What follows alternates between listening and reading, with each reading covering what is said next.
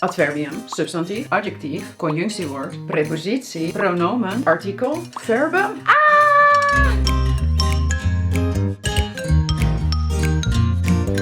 Hallo allemaal, Dutchies to be. Vandaag een beetje grammatica met Kim. Want vandaag gaat het over grammaticale termen. Misschien dus niet heel entertainend vandaag, maar wel belangrijk als je soms denkt in mijn video's van, wat betekent nou deze term?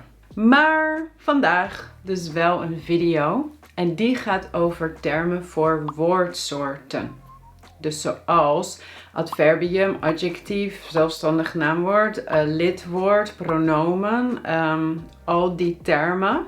En misschien dat het je opvalt dat ik de Latijnse termen en Nederlandse termen door elkaar gebruik. Ja, ik kan me begrijpen dat dat dus ingewikkeld en verwarrend kan zijn. Dus vandaag voor eens en voor altijd een video over de termen die ik gebruik in mijn grammatica video's. Deze video is overigens onderdeel van een korte mini-cursus waarin ik alle theorie heb opgenomen met nog meer grammaticale termen die ik nu in deze video nog niet heb behandeld. Je vindt hier ook een beknopt overzicht en een aantal oefeningen. Dus als je meer wilt leren en oefenen, ga dan naar mijn online school en meld je gratis aan voor deze cursus. Oké, we beginnen met een simpele zin. De mooie vrouw gaat met de fiets naar haar werk. De woorden in deze zin kun je onderverdelen in lidwoord, adjectief, zelfstandig naamwoord. Ik moet even spieken.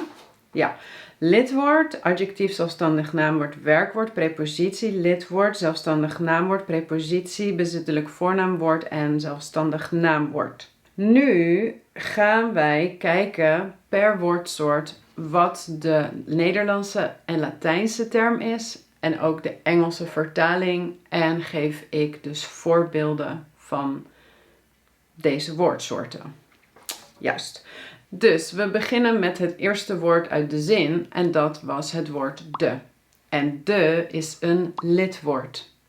En in het Latijns noemen we dit een artikel en in het Engels een article. In het Nederlands hebben we de, het en een als lidwoorden. Je zet een lidwoord altijd voor een zelfstandig naamwoord, zoals de vrouw en de fiets. Of er kan nog een bijvoeglijk naamwoord tussen het lidwoord en het zelfstandig naamwoord staan. Bijvoorbeeld de mooie vrouw. Dan komen we bij 2 en dat zijn zelfstandige naamwoorden. Heel soms noem ik deze substantieven. Dat is dus de Latijnse term. En in het Engels zijn dit nouns. De zelfstandige naamwoorden in de zin zijn vrouw, fiets en werk. Zelfstandige naamwoorden zijn woorden die zelfstandig kunnen bestaan. En je kunt ze gebruiken voor mensen, zoals de vrouw, dieren, bijvoorbeeld de kat, dingen, de fiets. Een beetje meer algemene concepten, zoals het werk.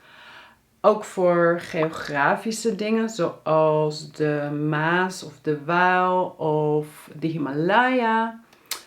En namen, eigen namen zijn ook zelfstandige naamwoorden, zoals Kim. Dan categorie 3 en dat zijn adjectieven. En in het Nederlands noemen we die bijvoeglijke naamwoorden. In het Engels adjectives. In ons voorbeeldzin was mooie het adjectief. De mooie vrouw. Een adjectief zegt altijd iets over een zelfstandig naamwoord. Het geeft informatie. Het zegt iets over een eigenschap. Dus de vrouw, zij is mooi. Ja, het geeft informatie over haar uiterlijk. Je kan ook zeggen de grote vrouw of de lange vrouw, de dikke vrouw, de leuke vrouw, de gezellige vrouw. Dit zijn allemaal adjectieven die informatie geven over de vrouw.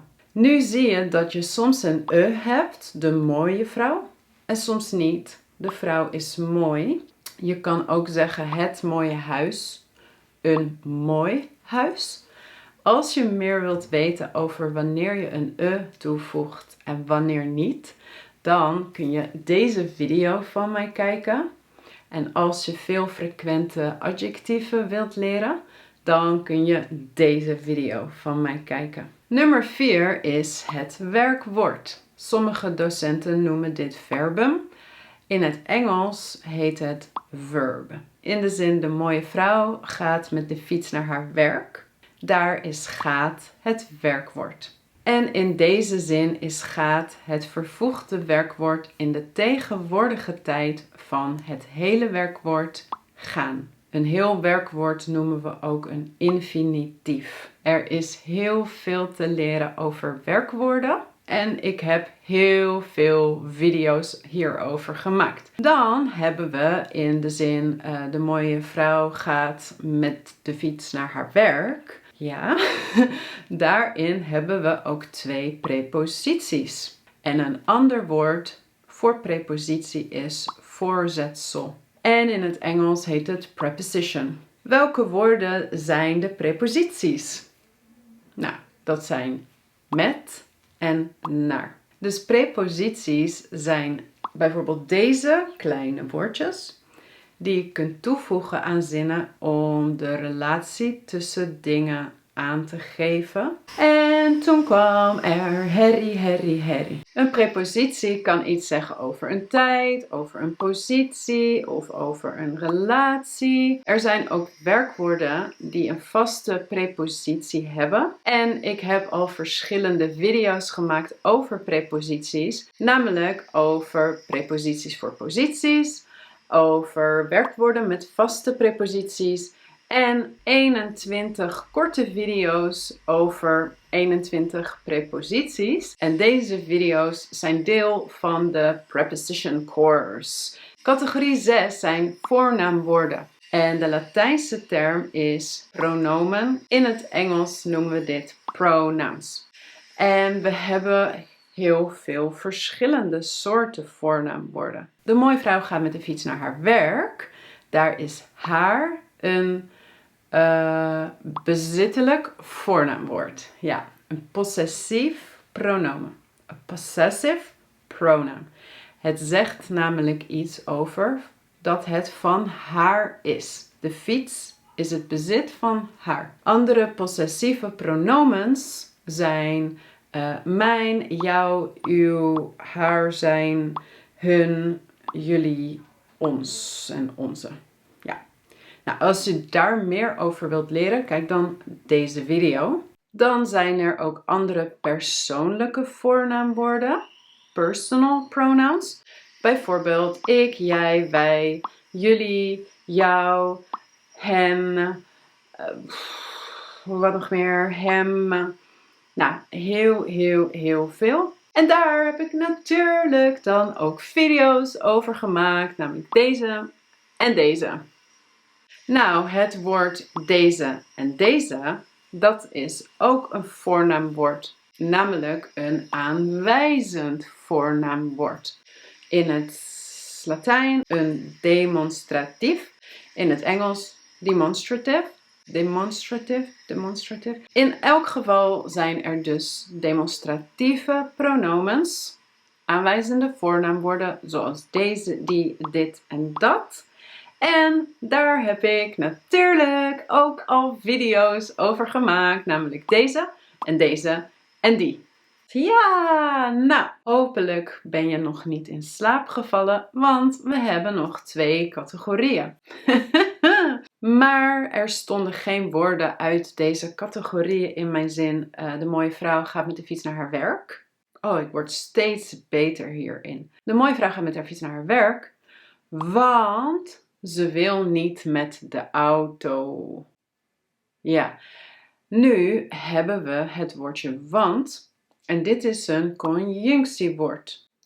In het Nederlands zeggen wij voegwoord. Ja, en in het Engels conjunction word. Nou, een conjunctiewoord die verbindt twee zinnen. De mooie vrouw gaat met de fiets naar haar werk, want ze wil niet met de auto. We hebben heel veel conjunctiewoorden. Deze video gaat over conjunctiewoorden voor hoofdzinnen. Deze twee video's gaan over conjunctiewoorden voor bijzinnen. Ja, oké. Laatste categorie. Ja. En dat zijn bijwoorden. De Latijnse term is voor één bijwoord een adverbium, voor meerdere adverbia. En in het Engels is het adverb. Er zijn heel veel verschillende soorten bijwoorden. Ik wil alleen kort zeggen dat je bijvoorbeeld een bijwoord kunt gebruiken om informatie te geven over een werkwoord of over een bijvoeglijk naamwoord of over een tijd. Bijvoorbeeld, de mooie vrouw fietst hard naar haar werk. Dan zegt hard of snel kun je ook gebruiken. De vrouw fietst snel naar haar werk. Dat zegt iets over het fietsen. Heel snel. Een bijwoord kan iets zeggen over een bijvoeglijk naamwoord. De heel mooie vrouw fietst heel snel naar haar werk. Dus het bijwoord heel zegt iets over heel mooi en over het bijwoord snel. Heel snel. En er zijn ook bijwoorden voor tijd. Bijvoorbeeld, de vrouw fietste gisteren naar haar werk. Of de vrouw fietst nooit naar haar werk. Ja, en zo zijn er nog veel meer soorten bijwoorden. Ik zou daar eigenlijk een keer een video over moeten maken. Maar ik wilde alleen nu kort laten zien dat we bijwoorden hebben. En die zijn anders dan bijvoeglijke naamwoorden. Want een bijvoeglijk naamwoord geeft alleen informatie over een zelfstandig naamwoord. En een bijwoord kan informatie geven over de hele zin, of een bijvoeglijk naamwoord, of een werkwoord, of vast nog meer. Nou, oké. Dit was niet mijn meest leuke, entertainende video ooit. Dat weet ik. Ik hoop wel dat je er iets aan hebt gehad. En ik heb dus niet alles besproken. Er zijn nog andere termen of meer gedetailleerd voor verschillende soorten werkwoorden. Nou, die heb ik wel opgenomen in de lijst. Als je dus meer wilt leren en meer wilt oefenen met quizzes en nog een extra oefening, ga dan naar mijn online school en meld je gratis aan. En natuurlijk voor hier ook één kleine oefening, een beetje huiswerk.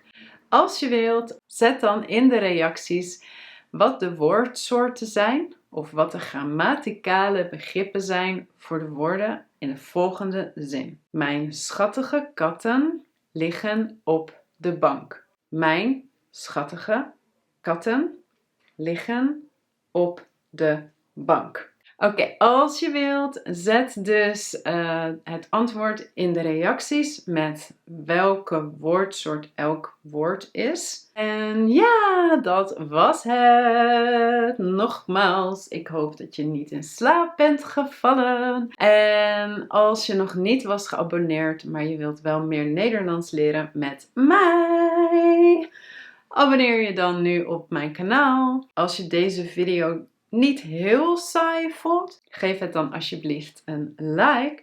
En ik wens jullie een fantastische dag. En ik zie je natuurlijk heel gauw in de volgende video. Doei!